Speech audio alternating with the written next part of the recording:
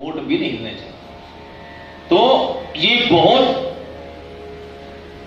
मतलब कि इतना दिव्य मंत्र है, इससे हृदय में इतना प्रकाश हो जाता है ज्ञान का। लेकिन जपने का अधिकार केवल उन्हीं को है जिनकी दीक्षा हो जाती है, जनेऊ हो जाता है, ब्रह्मत्व प्राप्त हो जाता है, वही इसका जाप करते हैं। लेकिन महामंत्र करने के लिए आपको कोई भी कुछ नहीं करना पड़ेगा। चाहे आपकी दीक्षा हुई है, चाहे हरि नाम हुआ है, नहीं हुआ है, आप जिस किसी अवस्था में भी, आप गायत्री मंत्र तो आप ऐसे जाप कर ही सकते जब तक आप शुद्ध पवित्र नहीं हो जाते, नहा धो करके आसन पर नहीं बैठ जाते। पवित्रता कितनी रखनी पड़ती है उसके लिए, पवित्रता बहुत जरूरी है गायत्री मंत्र जाप करने के लिए। लेकिन महामंत्र जपने के लिए आपको कुछ भी नहीं है, किसी भी अवस्था में आप हैं। अब इसको आप शमशान में जाप कर रहे हो गायत्री मंत्र को, वो भी ठीक नहीं है। महामंत्र जप सकते हो वहां पे, वहां महामंत्र का कीर्तन कर सकते हो वहां पे। किसी भी अवस्था में आप चाहे हैं, अशुद्ध हैं, शुद्ध हैं, किसी भी अवस्था में हैं, हरे कृष्ण महामंत्र का आप जाप कर सकते हैं, भगवान के नाम का जाप कर सकते हैं। ये छूट भगवान ने हम लोगों के लिए क्यों दी? क्योंकि हमारा कल्याण जल्दी से जल्दी हो जाए, हमारा मंगल जल्दी से जल्दी हो जाए, हमें परमात्मा की प्राप्ति हो जाए। तो चैतन्य महाप्रभु का खाईते पीते शुईते यथा तथा नाम लय, आपको कृष्ण का प्रेम मिल जाए। बस इसी महामंत्र को जपते रहो।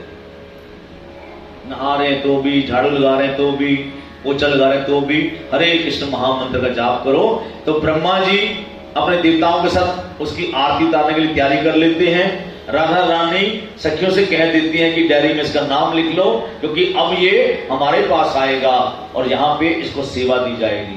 और धर्मराज चित्रगुप्त से कहते हैं कि इसका नाम इस रजिस्टर से काट दो, क्योंकि अब ये यहां नहीं आएगा। इसलिए महामंत्र करना सबसे ज्यादा जरूरी है हम लोगों के लिए, ताकि हमें भगवान का प्रेम मिल जाए।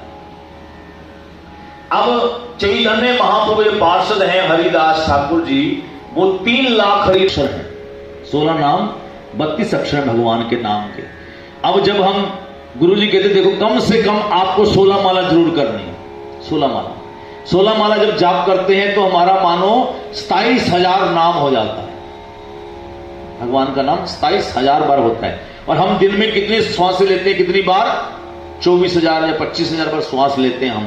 तो यानी कि एक एक श्वास में एक एक नाम बच जाता है। अगर मान लीजिए 16 माला करने में 27,000 नाम जब होता है, तो उसमें हमारा मन भी भटका होगा। 25,000 बन गया, तो जितनी हमारी श्वास है उतने नाम का जाप हमने एक दिन में कर लिया। एक एक श्वास के लिए एक एक नाम हो गया। यानी कि रोज का आपकी जितनी श्वास है आपने ली, उतना नाम आपने जप लिया, तो आपका कल्याण हो जाता है। अब 16 माला करने में कितना टाइम लगता है? 16 माला करने में अगर हम देखें, अगर बहुत जल्दीबाजी करें तो 1.5 घंटे लगते हैं, थोड़ा धीरे से करें तो 2 घंटे लगते हैं 16 माला करने में। तो 2 घंटे अगर 16 माला करने में लगते हैं, तो यानी कि 25,000 16 माला में पूरे हो गए नाम। तो 1 लाख नाम करने में कितना किया, कितने घंटे लगे? अगर 2 घंटे मान के चले 8 घंटे, अगर 1.5 घंटे मान के चले, 1.5 घंटे मान के चले, तो 64 माला करने में, 64 माला में 1 लाख नाम होता है। तो 16 माला करने में 1.5 घंटा लगा।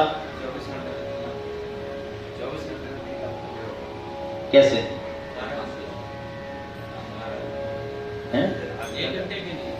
यानी कि 16 माला करने में अगर आप सही तरह से जाप करें 2 घंटे लगते हैं, अगर थोड़ी स्पीड से पकड़े तो 1.5 घंटा लगता है। तो 1.5 घंटा मान लीजिए स्पीड से किया, तो 16 माला करने में 25,000 नाम हुआ। और इसी तरह से 64 माला बनी ना, 16 32 फिर 32 100 फिर 16 फिर उसका 16 64 माला होगी। 64 माला करने पर 1 लाख नाम जप होता है।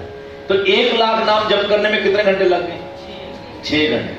तो 6 मतलब 1 लाख नाम करने में 6 घंटे लगे, तो 3 लाख नाम करने में 18 घंटे। बताइए, तो 18 घंटे तो वो नाम जप करते हैं, बाकी कितने बचे 24 में से? 6 घंटे। तो 6 घंटे सिर्फ वो बाकी है। तो 1 लाख हरिनाम करते थे वो मन ही मन में, 1 लाख हरिनाम करते थे थोड़ा उच्च स्वर से, 1 लाख हरिनाम करते थे वो उच्च स्वर से। इतना 3 लाख हरिनाम रोज करते थे। कौन? चैतन्य महाप्रभु के पार्षद हरिदास ठाकुर जी। तो जब हरिदास ठाकुर जी थे